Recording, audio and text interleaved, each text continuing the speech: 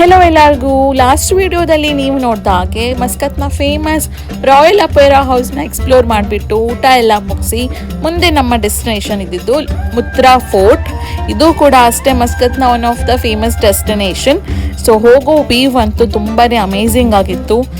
ತುಂಬ ಬಿಸಿಲು, ಸೂರ್ಯ ನೆತ್ತಿ ಮೇಲೆ, ಸೂರ್ಯನ ಕಿರಣಗಳು ಈ ರಾಕಿ ಮೌಂಟೇನ್ಸ್ ಮೇಲೆ ಬಿದ್ದಾಗ ಶೈನಿಂಗ್ ಆಗಿ ಕಾಣಿಸ್ತಾ ಇತ್ತು. Trust me, the way to Mutrah fort was really beautiful.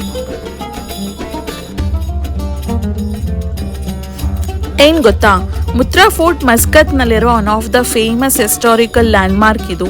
ಸುತ್ತಲೂ ರಾಕ್ ಮೌಂಟೇನ್ಸ್, ಅದರ ಈಚೆಗೆ ಅರಬ್ಬಿ ಸಮುದ್ರ, ಓವರ್ಲುಕಿಂಗ್ ಹಾರ್ಬರ್ಸ್ and famous ಮುತ್ರಾ ಕಾರ್ನಿಶ್.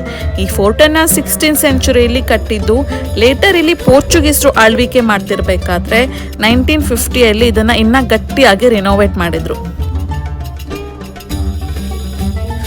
By the way, ಈ ಫೋರ್ಟ್ನ ಯಾಕೆ ಕಟ್ಟಿದ್ರು ಗೊತ್ತಾ? ಸಮುದ್ರ ಮಾರ್ಗದಿಂದ ಶತ್ರುಗಳು ಮಸ್ಕತ್ನ ಹಾರ್ಬರ್ ಮೇಲೆ ಏನಾದರೂ ಅಟ್ಯಾಕ್ ಮಾಡ್ತಿದ್ರೆ ಇಲ್ಲಿಂದ ಅದನ್ನು monitor ಮಾಡಲಾಗ್ತಿತ್ತು.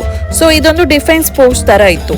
ಅವಾಗಿದ್ದ historic stone walls, watch towers, traditional cannons ಹಾಗೂ ಮಿಲಿಟರಿ ಫೀಚರ್ಸ್ಗಳು ಈವಾಗಲೂ ಈ ಜಾಗದಲ್ಲಿ ಹಾಗೇ ಇದೆ.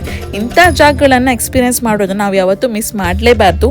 ಸೊ ನೀವೇನಾದರೂ ಮಸ್ಕತ್ತಿಗೆ ಹೋದರೆ ಮುತ್ರಾ ಫೋರ್ಟ್ಗೆ ಖಂಡಿತ ವಿಸಿಟ್ ಮಾಡಿ. ಹಾಗೆ ಈ ವಿಡಿಯೋ ಇಷ್ಟ ಆಗಿದ್ದರೆ ಚಾನೆಲ್ನ ಸಬ್ಸ್ಕ್ರೈಬ್ ಕೂಡ ಮಾಡಿ. See you again.